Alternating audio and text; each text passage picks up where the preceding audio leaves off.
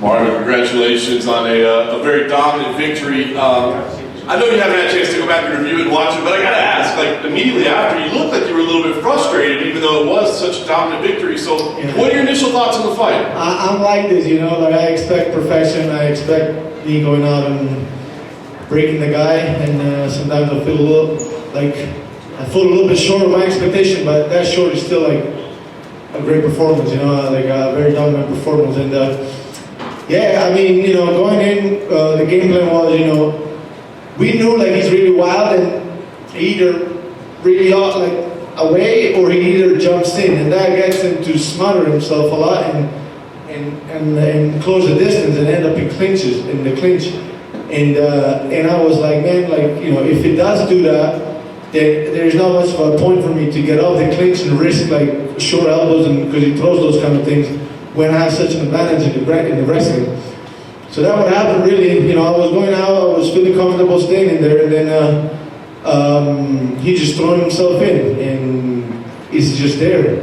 And that kind of like, you know, it's like this, if you want to smother yourself and you throw yourself at me, I'm going to wrestle because I have good wrestling, you know, and I mean, at the end of the day, I'm here to win, and I'm here to, you know, I'm the most versatile fighter, I can do everything, so you give it to me, I'll take it. Yeah. You know, obviously there were a lot of questions surrounding him after his last performance, but I mean, he was all business in there. I did hear him talking to you a little bit in there, but I mean, he was serious, he was aggressive, he was throwing.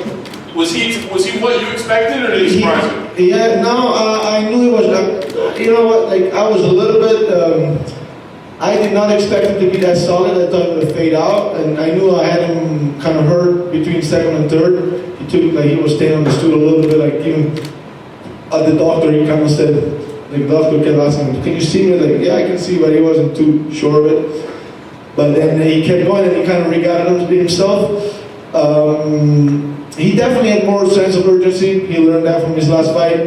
He wasn't fucking around that much, and you know, I think going into the Brunson fight, he kind of thought, oh, I'm gonna gas him out by just, you know, he's gonna gas out, and then I'm gonna take my turn. This time he realized, you know, if I don't have sense of urgency, these guys are just gonna go 5 rounds taking me down. So I think going into this fight, he felt more urgency when he was getting taken down, and he was more active. But man, I'm a beast in the ground too, and I mean, on my corner there's a Hall of Famer jiu-jitsu practitioner. I have to, you know, I have to show up and do great just because he's in my corner almost, you know. Thank you, Humble, for being here, and in general, you know, all the coaches here. So yeah, I kind of feel like I could have, you know, I wanted to show more of my striking, but at the end of the day, that's the thing about me. I'm versatile, and I can do it all. So you give it to me, I'll take it. Yeah. I know you're such a perfectionist and you're hard on yourself, but do you take more satisfaction that, I mean, that was a guy that showed up serious, clearly, you know what I mean? Like you said, there was no playing around in there, and you dominated. Does that make you feel a little more satisfaction? Yeah, you know, I want to go back and watch the fights. I want to see how he played out and why things went some kind of way more than others. But yeah, man, I mean, for sure. I mean, he was game today. He was more game. He wasn't fucking around. There wasn't much talking. I knew everybody. I said it before. Like, oh, are you worried about him talking? I said there won't be much talking in our fight. And he just started talking in the 5th, and that's when I realized he's talking because he knows he's losing. And so, you know, whenever somebody approaches the fight some kind of way, and then there is a switch in him, something's wrong for the guy. You realize something's going wrong for the guy. So. Yeah, you know, he was way more game than his last fight, and it's good. At the end of the day, 50-44, you know, it's as dominant as he can be. Yeah. Last thing for me, you know what's going to be the talk is who deserves, you know, the title shot next and all that. And there's a big middleweight fight next week. You know, Costa's out there still wanting a rematch. I'm sure Till will say something when he's healthy. But I guess while you've got the chance, we make the case. Why is it you that deserves to be the next in line for the title? 5 wins straight. Accepting anybody at any time, always showing up, always making weight, never complaining about nothing, and I just show up and I just beat these guys very dominantly. Like I leave no doubt. The last fight that I had with Adesanya was the closest fight that he's ever had, and on my eyes, he still won it. And that fight has to be made again. I don't think Robert Whittaker is that hungry. And next week, like I said, I want I want Dana to give me a ticket and for me to sit next to him to watch the fight, and you know, that fight will say a lot, but regardless, I think I'm next in line and I deserve it. You know, I was supposed to fight Darren Till didn't show up. Now he's out. You know, I'm the most hungry by any means, and I'm next, man. I'm next. Nobody has the winning streak that I have. All my opponents have been solid, and I'm next. When would you like to fight Israel? October. Any preference? Or September, this fall, you know. Yeah. Is that with the world opening up with crowds and stuff like that? Is there any place in particular you'd like to fight him, or Italy, bro. If that could ever happen in Italy, that'd be a dream come true. Absolutely insane.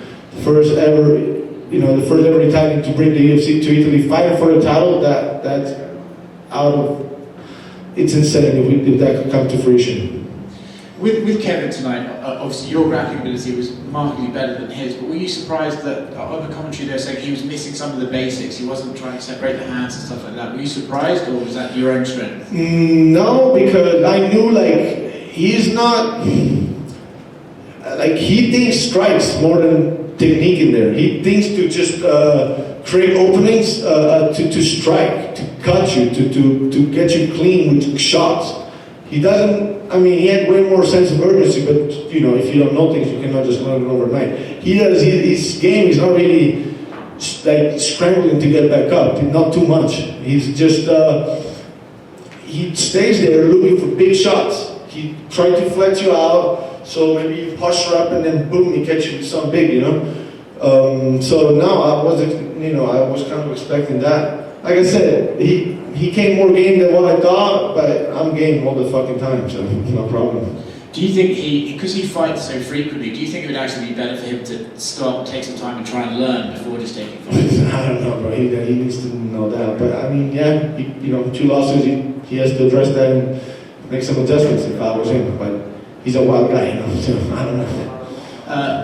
Last thing for me, you said you want to sit next to Dana to watch the fight next weekend. What exactly are you hoping to see, or are you trying to do with sitting next to Dana? I mean, that fight, I mean, I want to tell him I'm next in line first, and that's a very important fight in the middle of the division, and so, you know, I want to say, Dana, look, I'm here, you know, I'm next, and obviously it's going to be good, and plus Kelvin is my teammate, I want to see that too.